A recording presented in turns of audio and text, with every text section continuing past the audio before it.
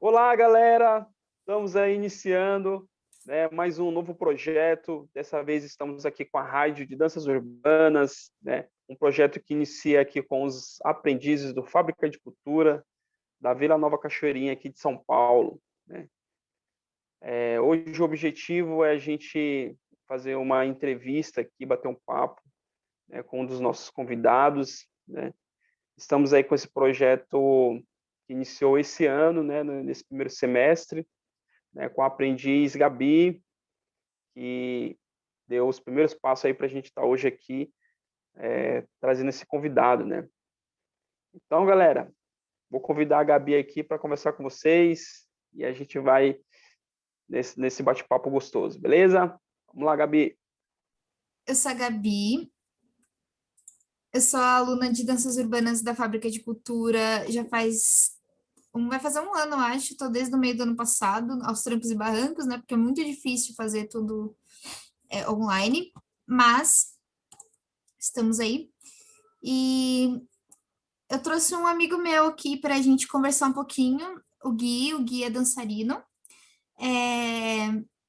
Lá para a gente conversar um pouquinho qual que foi a trajetória do Gui, de onde que veio esse anseio pela dança, pela arte, enfim, de tudo. E acho que é isso. Então, acho que a gente pode começar, Gui. Você pode falar um pouquinho sobre você, seu nome, sua idade. Oi, gente, tudo bom? Meu nome é Guilherme, eu tenho 19 anos e eu danço desde 2018. Eu comecei a fazer teatro quando eu tinha 9 anos e aí, em 2018 mesmo, eu entrei para uma companhia de teatro musical. Só que assim, eu nunca tinha feito aula de dança nem nada. E, gente, tá vazando meu som? Não, tá, Tá desculpa. ótimo. E aí, em 2018, eu estava nessa companhia de teatro musical e eu tinha que dançar, né, no palco. Só que eu nunca tinha feito aula de dança. E aí eram coreografias de jazz e coisas de balé que eu nunca tinha feito na vida. E o meu coreógrafo falava, olha, faça isso. E aí eu tinha que fazer. Então, depois do meu primeiro espetáculo, ele me disse que eu tinha uma predisposição muito boa para dança e que eu devia investir nisso. E aí eu meio que fiquei inspirado, assim. Eu estava fazendo nutrição na época. E aí, quando eu terminei o meu técnico em nutrição, eu resolvi que eu ia cursar técnico em dança. E aí foi isso, mais ou menos. Eu comecei em 2019, me formei, comecei presencial e acabei me formando EAD em 2020, em dezembro. E foi bem bacana, foi bem legal. Bom.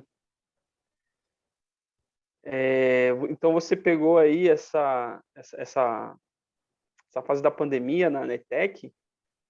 Sim, Nossa. foi. E como é que foi? Como é que foi lá para esse que foi é um desafio, né? Estudar dança à distância, né? Pois é. E foi. O semestre que começou a pandemia foi bem no semestre que eu comecei a ter dança contemporânea e a pensar o meu TCC. E acontece que era uma coisa que trabalhava muito o toque do professor no nosso corpo, mostrando como a gente tinha que organizar e tudo mais. E aí, essas pesquisas corporais, em dança contemporânea e dança moderna, principalmente. E para poder começar a pensar o TCC, para mim, foi o mais difícil. Porque tem o espaço aqui em casa, que tinha que adequar, entendeu? Eu moro com crianças, então foi difícil no começo. Primeiro porque a instituição estava tentando se adequar, e aí eu tinha que tentar me adequar em casa também. E aí o meu celular na época era muito ruim, então nem sempre eu suportava as ligações. Então não foi fácil, mas fez com que eu fizesse um trabalho que eu não faria se eu tivesse no presencial. Assim, foi um jeito muito diferente de eu conseguir pensar a dança nesse cenário. Quer fazer alguma pergunta, Gabi? Sim, e Gui, você pretende seguir profissionalmente na dança? Ou você, sabe, o que que você planeja, assim? Você leva a dança como um hobby, o que que você sente, assim? Não sei se fez sentido a pergunta, mas o que que você sente, assim, com a dança, nesse sentido? Então, é, a dança, como prática corporal, eu ainda sigo bastante. Eu gosto muito de estudar a dança também, no âmbito de pesquisa atualmente.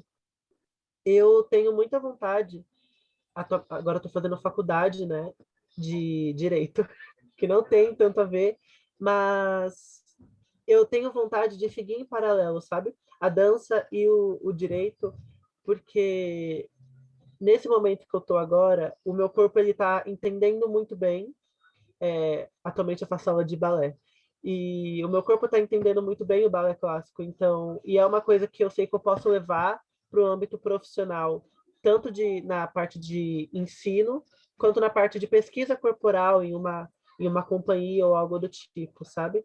Então, eu penso em levar em paralelo, assim, na medida do possível, com a minha vida atual. Eu queria fazer uma pergunta que veio aqui. Ultimamente, eu comecei a estudar bastante políticas públicas e entrando mais nessa área de leis culturais e tal, né, de, de leis, né, então políticas públicas. E me veio até mesmo uma vontade de estudar direito, né, para me entender como é que funciona essas questões do direito à arte, do direito à cultura e trabalho também que envolve, né, questões trabalhistas e etc. Tal. E aí quando você falou, né, que você estuda direito agora na USP, né, eu gostaria de saber como é que você foi parar na USP e você falar um pouquinho dessa trajetória.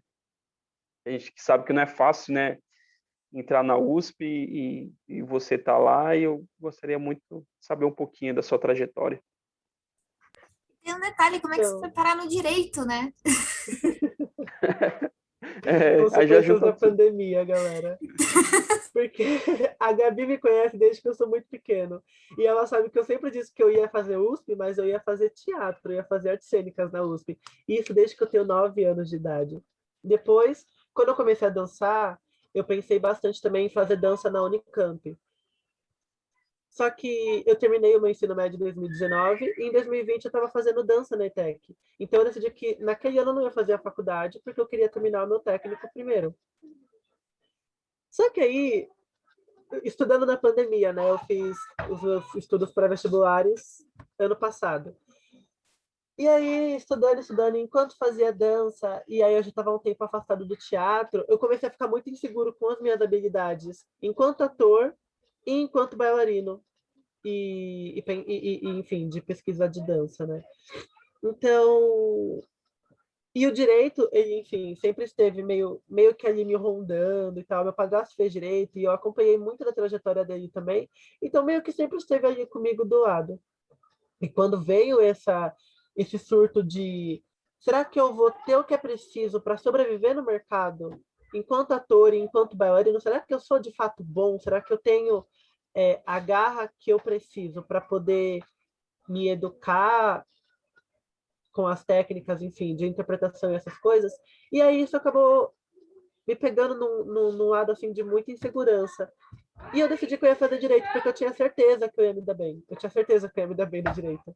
E eu não ia ter o tipo de insegurança que eu estava tendo enquanto dançarino, porque é um lugar que, pelo menos eu e os meus amigos que eu vejo assim, a gente cai muito de se comparar com os outros artistas.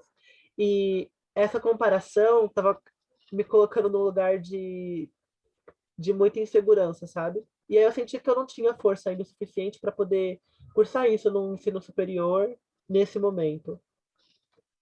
Aí eu acabei indo para o direito. E a USP porque eu queria estudar na USP desde criança.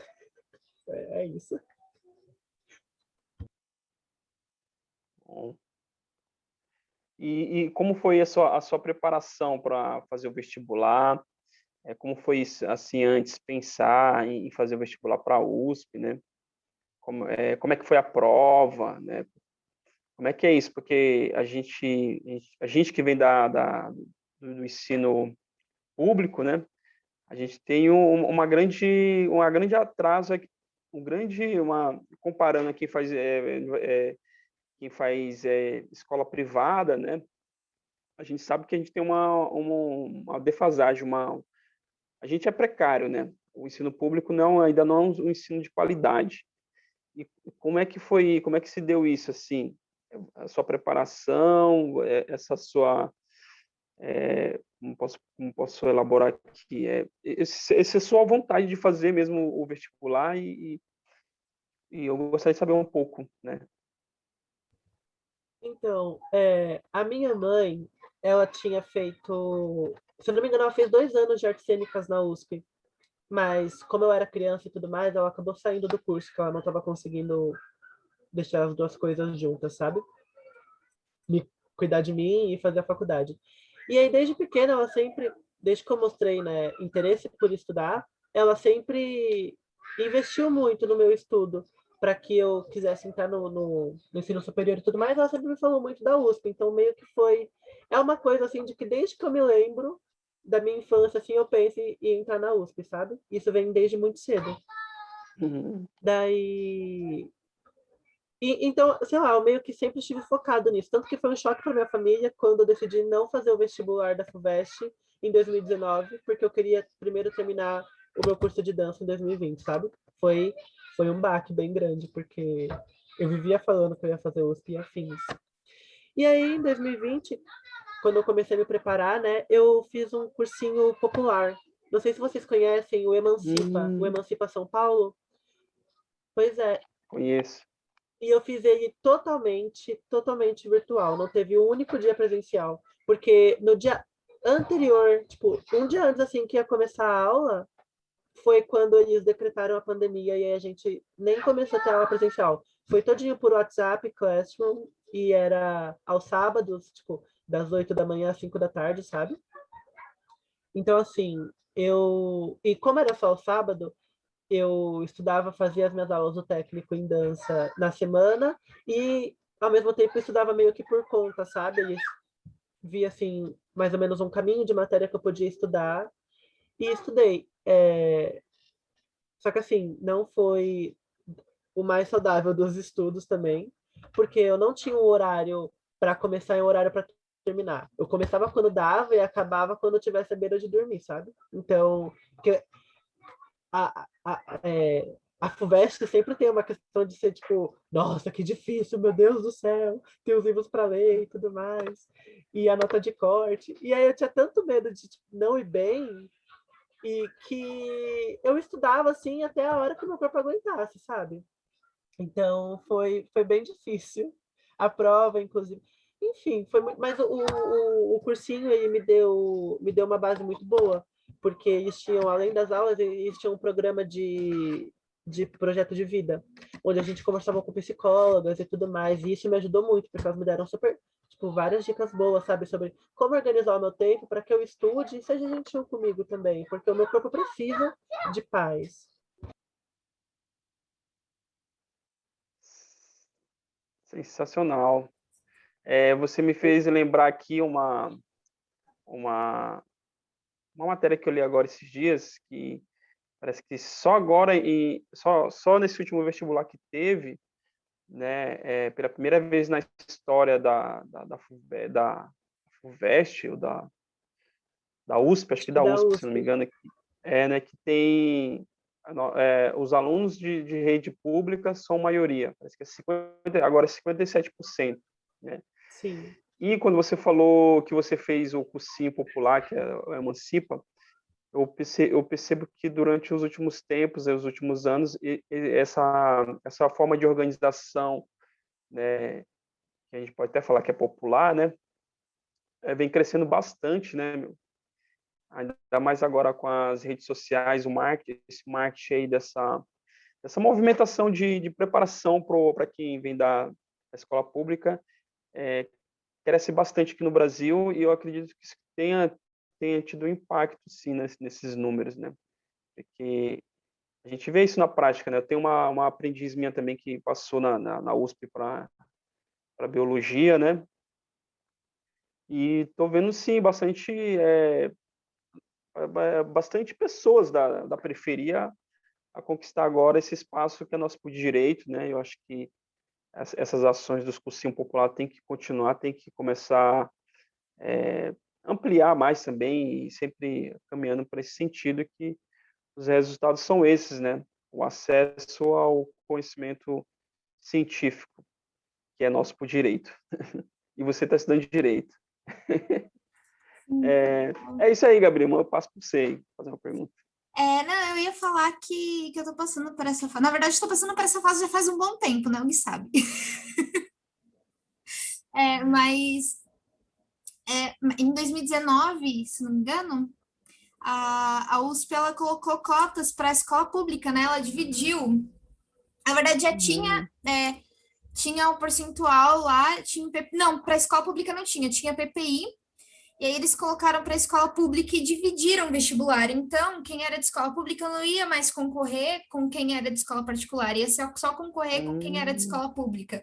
Pretos, pardos, indígenas iam só concorrer com pretos, pardos, indígenas e ampla concorrência só com ampla concorrência. Eu acho que isso foi um avanço muito grande, porque muita gente entrou por causa disso também, né? Então a gente vê também a importância do sistema de cotas. E sim. eu nunca tinha visto essa forma esse modelo de cotas, né, que a USP colocou. E para mim, quando eu coloquei, eu fiquei muito feliz, porque é muito mais justo, né? Você competir com quem está no mesmo nível que você. E Mas, cara, é isso, estudar para vestibular, assim, principalmente para um vestibular tão elitista, é muito difícil. Exatamente. E você é tomado pela insegurança o tempo todo, né? É muito complicado. Ainda mais que o vestibular da FUVEST, né? Ele é conhecido exatamente porque ele é extremamente conteudista. Porque o Enem, por exemplo, você tem mais que assimilar as questões com o que está sendo pedido. Agora, a FUVEST é assim, saiba o conteúdo, senão você não vai saber fazer. Então, pelo menos para mim, isso foi uma pressão maior. Eu me dou melhor com provas conteudistas do que com provas de assimilação. Então, tipo, eu consegui dar um jeito. Só que a pressão que coloca em você saber ali de cabeça nomes de, de tipo, sistemas biológicos e fórmula química e fórmula física e texto literário, assim, realmente faz um estrago com a nossa cabeça. Muito fácil. No dia da prova mesmo eu passei super mal, assim, tipo, sabe, tive falta de ar e tudo mais no meio da prova. E as primeiras questões eram de inglês, eu não sabia nem ler na hora, assim, foi aterrorizante. Foi muito difícil. Mas eu sobrevivi. Tanto que eu não achei que eu fosse passar na primeira fase. Então eu não tinha lido os livros para a segunda fase. Aí, quando eu passei, eu tive uma semana para ler os 9 livros da segunda fase. Foi bem difícil. Mas, gente, não recomendo ler os livros sempre. Não faz bem. Eu não dormi na semana antes da prova. Agora, uma coisa que você falou e que me chamou bastante atenção na sua preparação é você se aproximar do Emancipa, né? E perceber a estrutura que eles te deram, né, meu? Porque quando você falou que teve apoio psicológico, a minha mente foi para outro lugar, né, de entender o que é educação. Então, eu acho que é fantástico, né, meu, pensar um processo de ensino-aprendizagem com suporte de um psicólogo, né, e ainda te direcionando para um lugar onde quem tem acesso, em sua grande parte, é só a elite, né, e você dentro da periferia, esse suporte eu acho sensacional, né? Eu acho que é algo que deveria ter mais, né, aqui no Brasil. E foi Parabéns, né, completamente pela sua conquista. gratuito. Ah, obrigada. Gratuito? Foi completamente gratuito, tipo, e eles se adequaram super bem, sabe? Pelo menos como foi assim, bem no começo, eles conseguiram se adequar super bem à pandemia, eles conseguiram usar a plataforma do Classroom do WhatsApp para poder fazer as aulas muito bem, sabe? Então, eu achei, pelo menos eu gostei bastante, me ajudou demais. Agora você está na USP, né? Estudando Direito. Você disse que pretende continuar, né, tentando conciliar. Você vai tentar conciliar, né, a dança com o direito, né? É isso. E você participa de algum coletivo, grupo de dança? Então, E, atualmente eu danço num estúdio.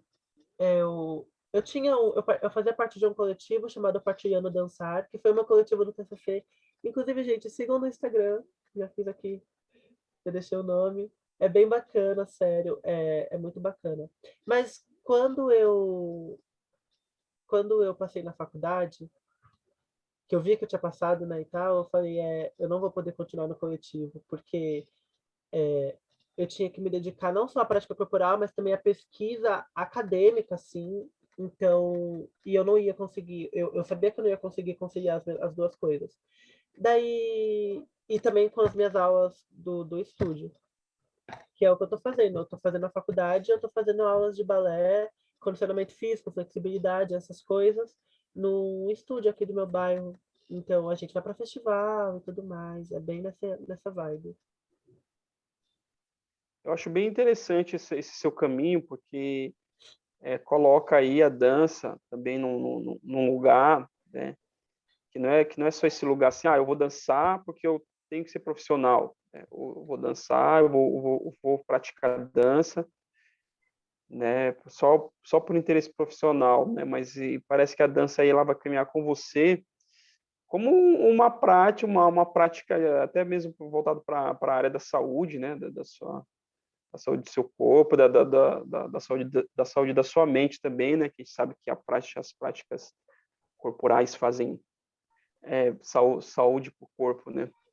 Sim. E eu acho que é interessante, né? Porque quando a gente vai olhar o ensino de dança, né, a gente percebe que existe aí uma tendência ao profissionalismo, né?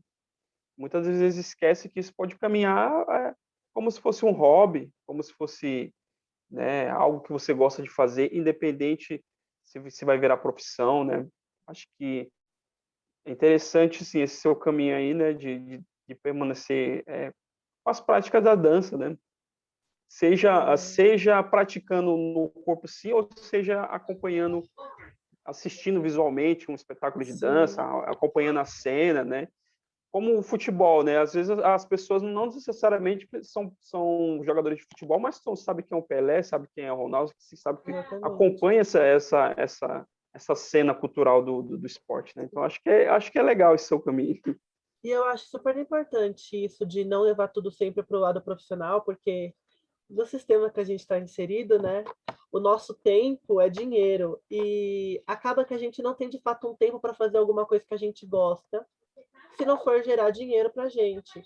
Então, eu custei para poder aceitar a dança não como a minha profissão assim principal, porque eu não queria gastar o meu tempo com uma coisa que não fosse me sustentar. E isso é muito o que é vendido para gente, né? O lazer é um direito fundamental, está na Constituição. E a gente não se dá, e para a gente, às vezes, essa questão do lazer, ainda mais quando é ligada à saúde, essas coisas, parece que é um luxo. Então, eu custei para entender e tive que ter uma briga aí com a minha família para entenderem também que o lazer é um direito nosso, a gente tem que cuidar do nosso corpo e fazer também coisas que a gente gosta. Às vezes não vai dar um retorno financeiro imediato ou jamais também, daí depende. Depende de como você leva isso, né? Mas é que, sei lá, essa ideia de o nosso tempo valer um dinheiro tá muito no nosso sistema já, né? Tem duas questões aí, né? Uma que é o fato de que a gente trabalha com o nosso tempo e às vezes a gente não é remunerado.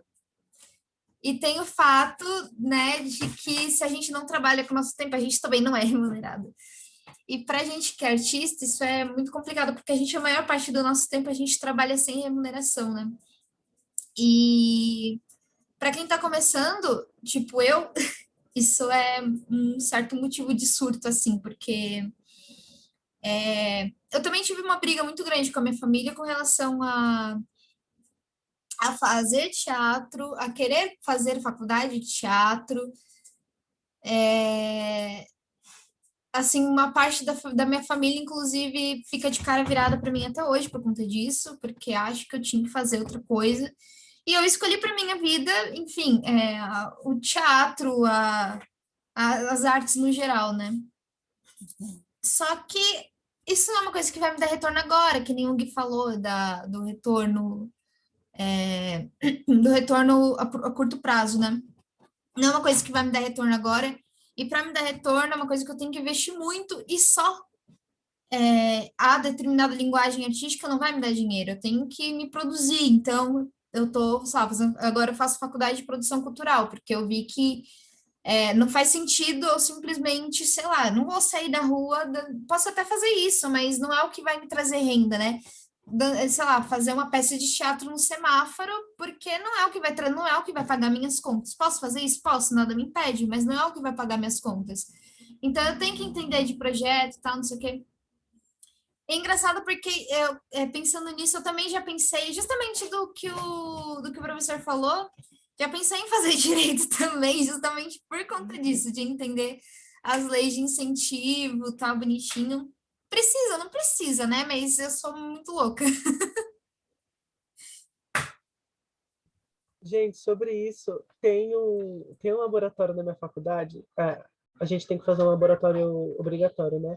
E eu entrei no laboratório justamente de justiça com cultura e arte, onde a gente montou um projeto artístico e a gente estuda leis de fomento e projeta essas coisas para poder, enfim, né, conseguir esses investimentos assim, governamentais. E é exatamente o que vocês falaram, o laboratório. A gente organiza atividades artísticas e estuda as leis de fomento, assim, é bem sobre isso mesmo.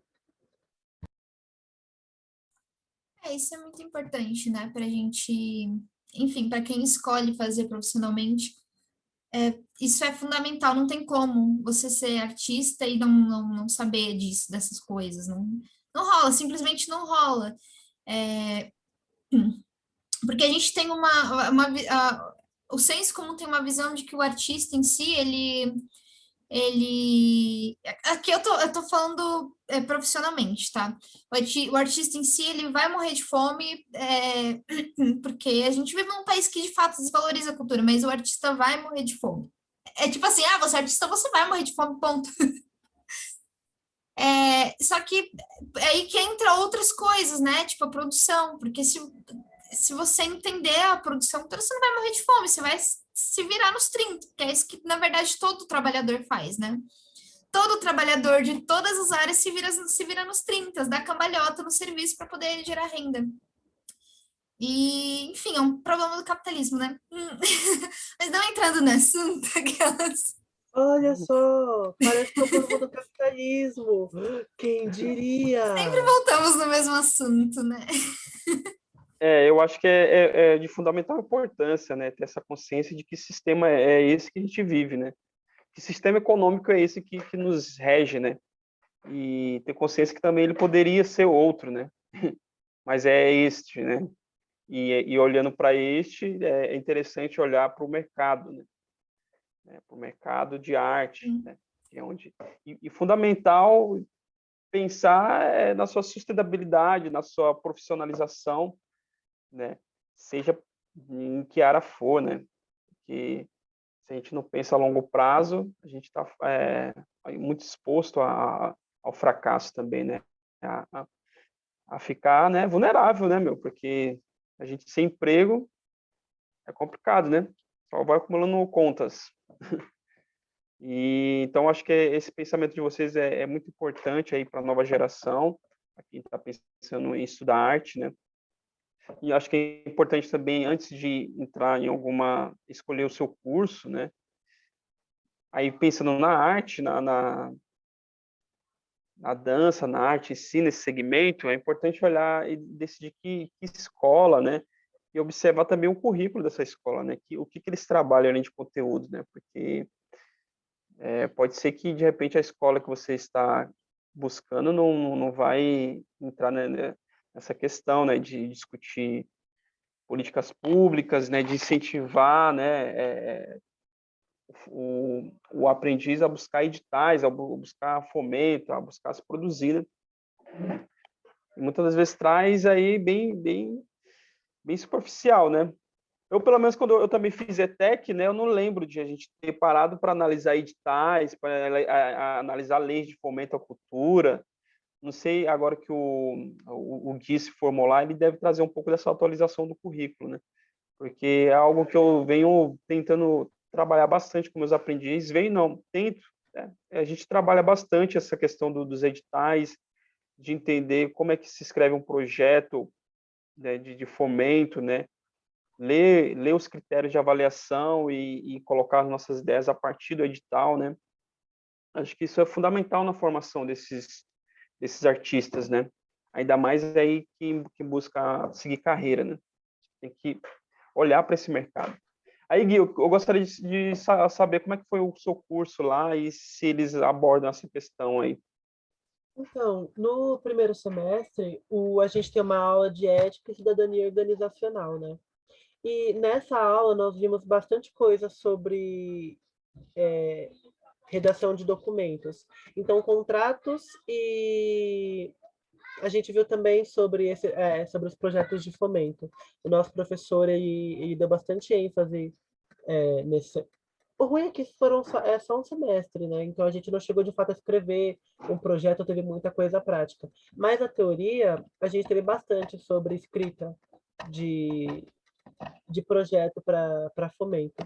Nesse sentido, o curso para mim ele foi bem abrangente, sabe? Quando eu quis fazer dança na ITEC, era exatamente nisso que eu estava pensando, porque além de você passear por diversas linguagens, você tem muitas matérias teóricas e que instigam a pesquisa em dança e a produção da dança também, né? A gente estuda história, análise crítica, a gente estuda fisiologia e kinesiologia, tudo para que a gente maquiagem, cenário, figurino, para que a gente consiga ter uma noção de que a gente precisa, no fim das contas, a gente acaba precisando fazer um pouco de tudo se a gente quiser ser um artista independente.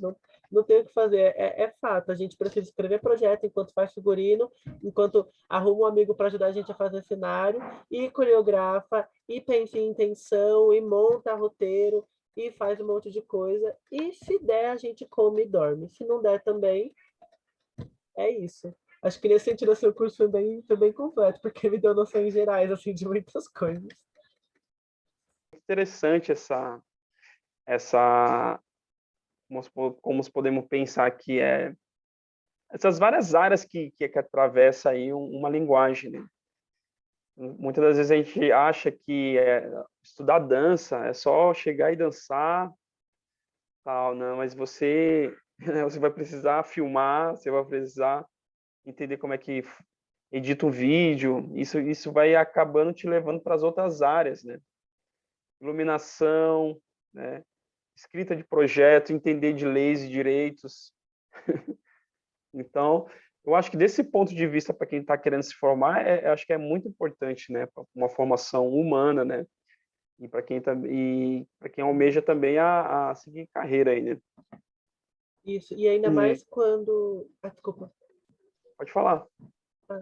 Não, e ainda mais essa parte enfim, né, atravessar várias áreas, ainda mais quando você não é, tipo, você não vai só ser intérprete, você tem que criar, porque daí você tem que pesquisar no seu corpo, e aí você tem que pensar no que você quer fazer, e aí pensar em toda a composição, na dramaturgia do cenário, da luz, de que forma de palco, como isso vai ser feito, né? Então você tem que ter uma visão muito ampla, assim, você tem que ver 360 sempre, você não tem tempo, não tem como você tá, enfim, coreografando e produzindo alguma coisa e sendo intérprete, você não tem espaço para não ver sempre tudo a toda hora, né?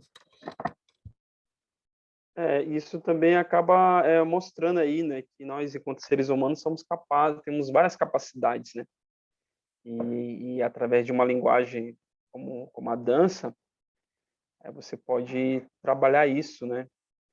E se perceber quanto um ser um ser de várias capacidades, né? Não só da dança em si, da ação corporal, mas para além disso, para além do corpo, sabe? Algo que está para além, né?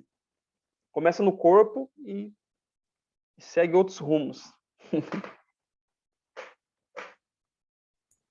Sim, isso é muito importante. o que eu falei, né? De saber produzir. Produção é tudo, né? É cenário, é figurino, maquiagem, enfim, tudo, tudo. Eu ia. Ai, meu Deus do céu, tô com. Meu Deus, eu esqueço, ó, tá vendo? Ó, essa pessoinha aqui atrás fica me atormentando, eu esqueço. Tá, calma. Eu tava conversando com um professor, acho que há umas 2 semanas atrás, né, professor? Sobre entrar mais velho na dança, né? E o Gui, ele entrou.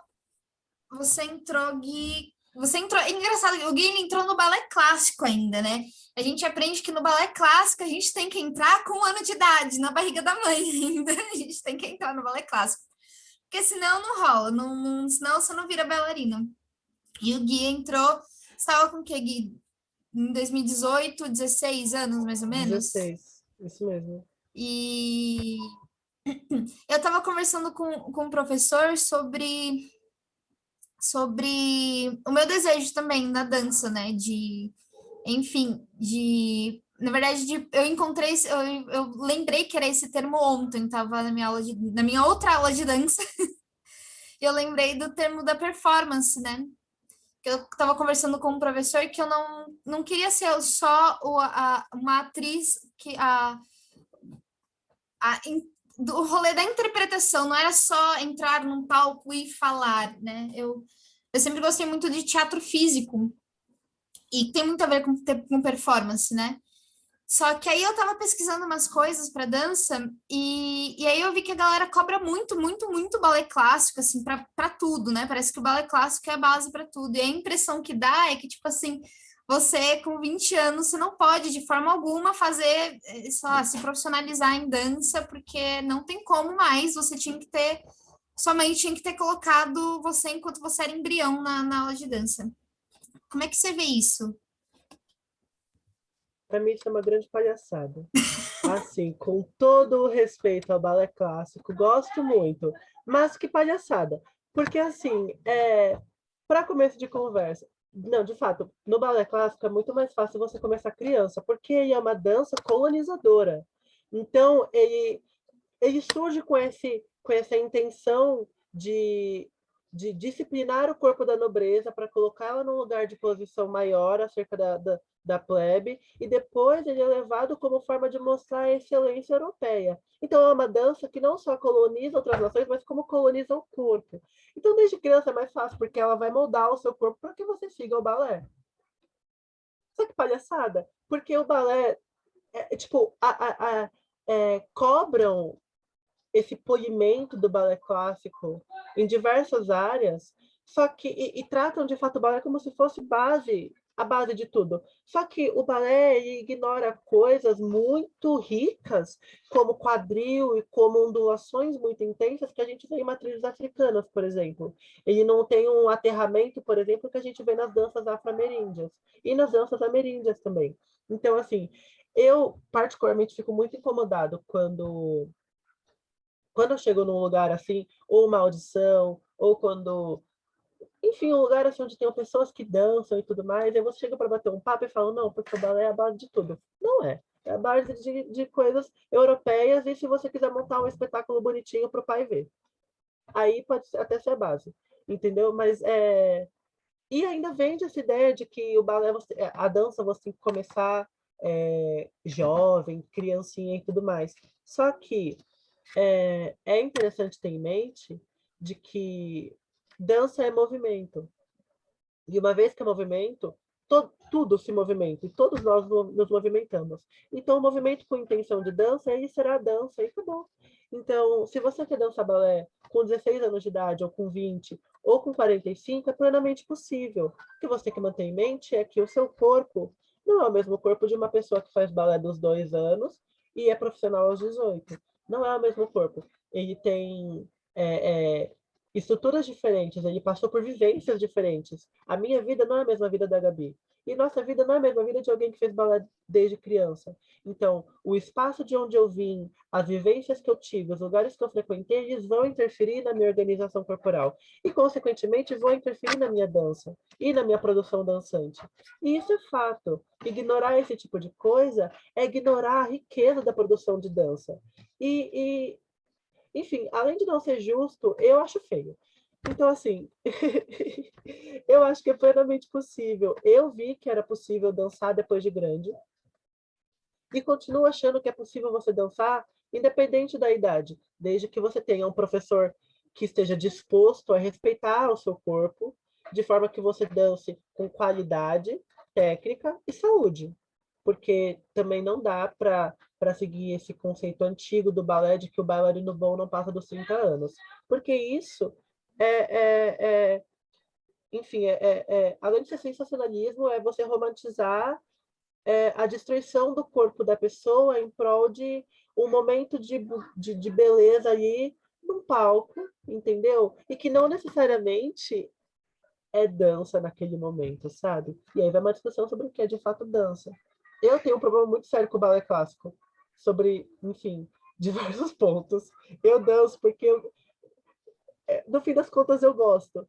Mas, assim, eu tenho muito problema com o pessoal que pensa o balé clássico, sabe? Eu, pelo menos, não gosto muito dessa linha de pensamento, assim, que não respeita o corpo e não respeita a idade, não respeita outras influências, sabe? Fiquei nervoso, gente, me perdoa, mas eu fiquei muito bravo. Muito boa reflexão. Isso me convoca a pensar também uma outra questão que pulsa muito dentro das danças urbanas, né? Principalmente no break, né?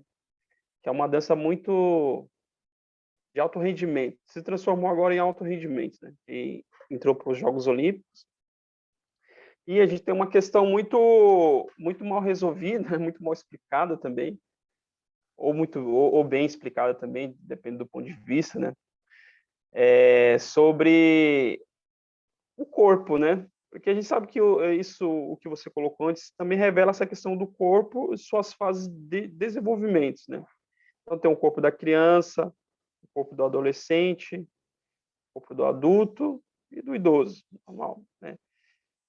E no break, né, se cobra muito essas movimentações, né, que é tipicamente de um corpo que é um corpo jovem, né? Você não vai querer, a gente não tem um corpo de um adolescente dançando igual um corpo de um idoso, né? São coisas diferentes, né?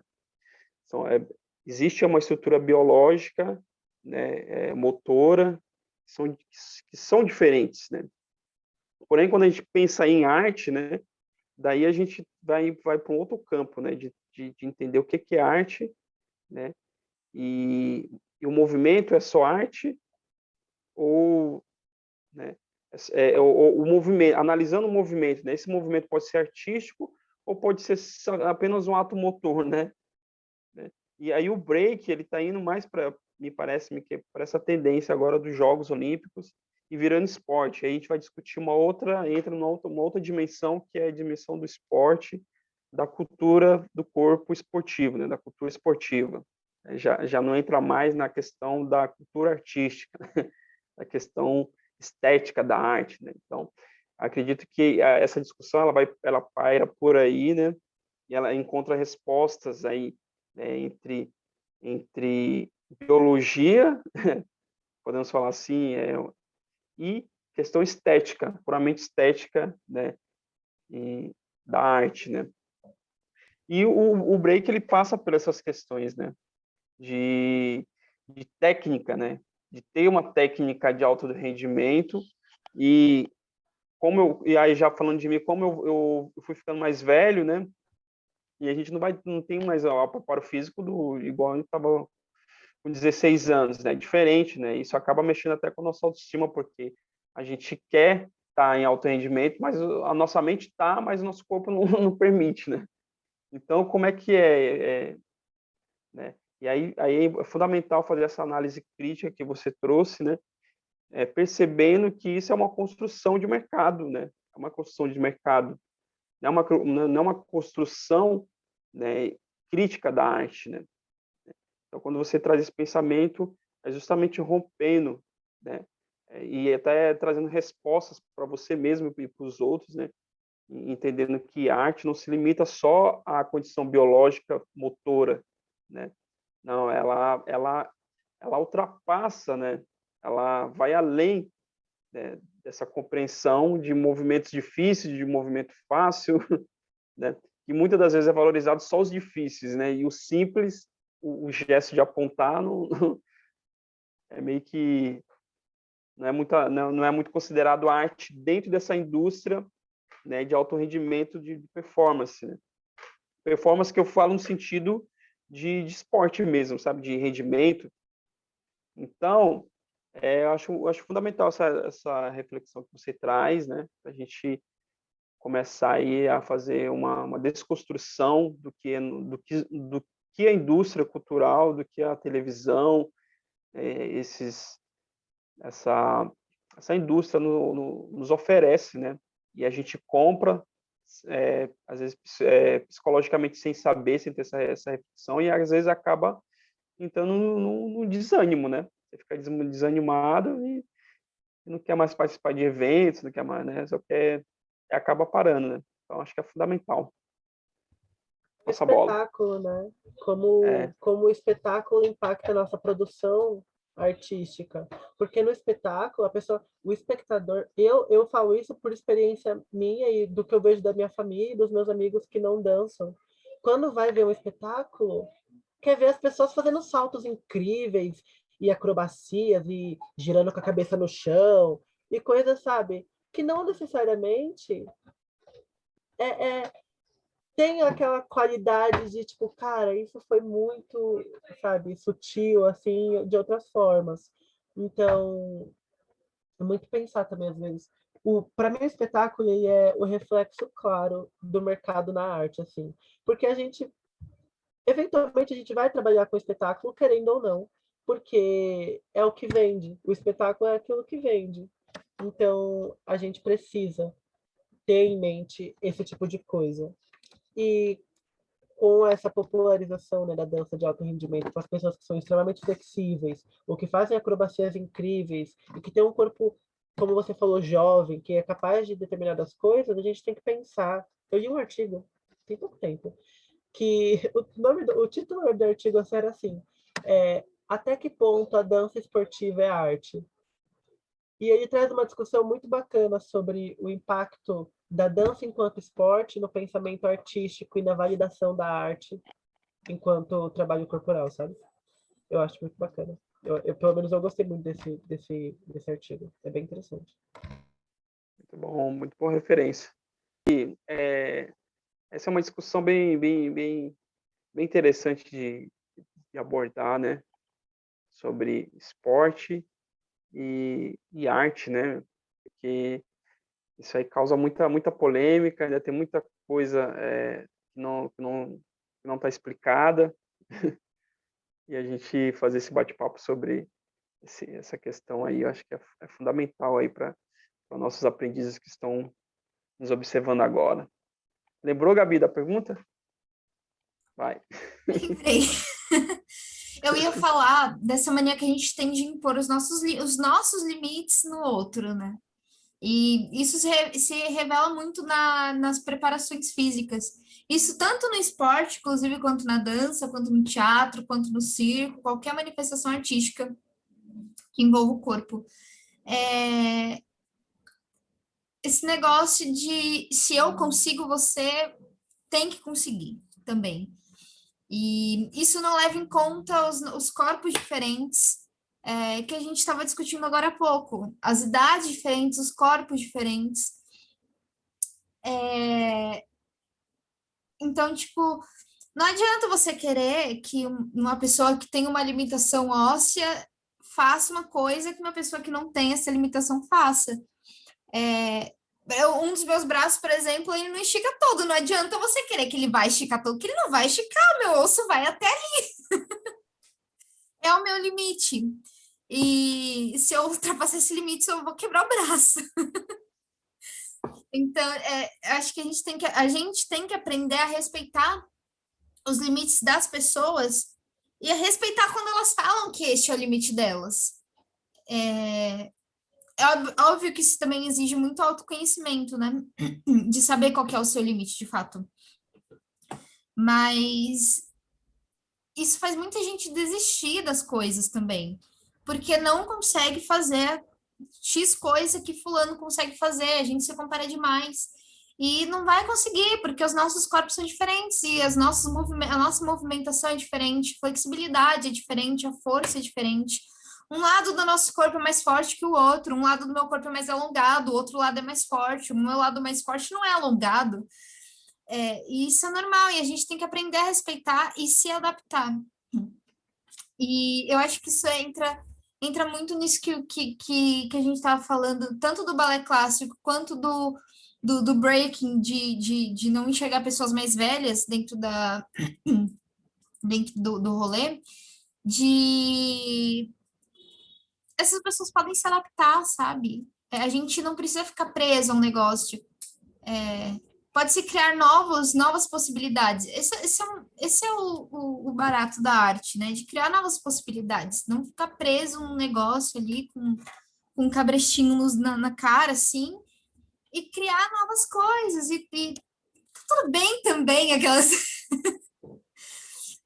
Mas criar novas coisas, e é isso. Você me Sim, fez lembrar, a dança você me precisa ser um fez lembrar, espaço democrático. sim, você me fez lembrar aqui que quando eu cheguei aqui em São Paulo em 2010, a gente não tinha a Batalha Kids, né? O espaço da criança não existia dentro do break, né? Você via uma criança, era tipo raro. Às vezes você via uma e nunca mais via. E a gente começou um forte movimento, né, da pedagogia Kids, né, dentro do break. De 2010 para cá, esse movimento cresceu bastante, né? E a gente mudar o nosso olhar e entender que ali é uma criança, não é um adulto, é um adolescente. Nossa, isso foi um momento que eu pude participar na minha construção e acho que na construção do próprio movimento, né, cultural. De analisar a criança e observar a arte ali também, né? Observar que ali é um corpo artístico, um corpo também que se move de uma outra maneira, né? Você falou com suas limitações, né? E tudo bem, a arte, né? A gente tá criando, né? E a arte é um espaço que cria, né? De criar, de criação, de invenção. Então a gente começou a inventar aí, criar novos espaços, abrindo espaço para a categoria Kids, né? Porque esse movimento do alto rendimento, ele é muito forte, né? Acho que é isso.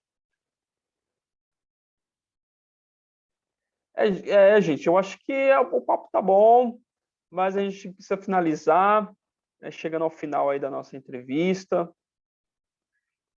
Queria agradecer ao convidado Guilherme, né, por estar aí compartilhando com a gente seus saberes. E eu estou contemplado aí com as perguntas. Gabi, se você quiser finalizar com alguma coisa, está Acho que aí. é isso, acho que essas discussões são infinitas e são muito importantes, né? E, enfim, acho que traz muita coisa para a gente, toda essa discussão. E acho que é isso, sim. Acho que agradecer o Gui pela presença ilustríssima. Gente, para mim é sobre isso, sério. Obrigado mesmo por ter me convidado, porque, enfim, eu fiquei muito feliz com o convite, de verdade. Achei bem bacana conversar sobre isso. E ouvir também sobre outras áreas da dança, porque eu não tenho tanto contato com o break, por exemplo. Então, para mim foi muito bom ouvir que essa preocupação não é só minha, é também, enfim, de outros espaços que eu quero conhecer. Muito bom. Gratidão aí pela, pela participação aqui nesse nosso projeto, né? Por aceitar o convite. Obrigado. Então é isso, pessoal. Ficam todos uma boa noite e até a próxima aí. Abraço. Tchau, Tchau. gente. Tchau, Beijos. gente. Obrigado.